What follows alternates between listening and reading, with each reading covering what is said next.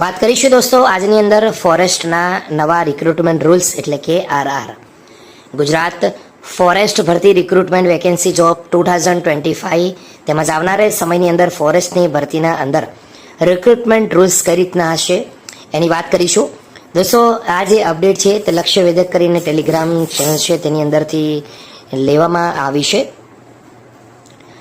જ્યારે ઓફિશિયલ અન્ય માહિતી પણ આવશે ત્યારે ફરી એકવાર વાત કરીશું આજની વિડીયોની અંદર.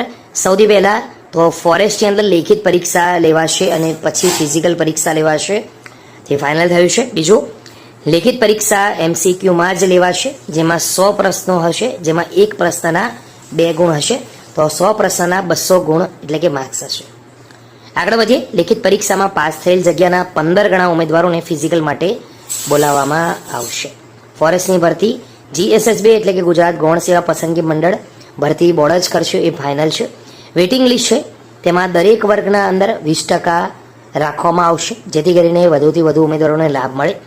સિલેબસની આપણે એકવાર વાત કરી લઈએ તો જનરલ નોલેજના અંદર 50 માર્ક્સનું પૂછાશે.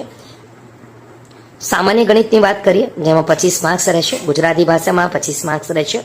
પર્યાવરણ અને ઇકોલોજીની અંદર જે વિષયો છે તેમાં 100 માર્ક્સનું રહેશે.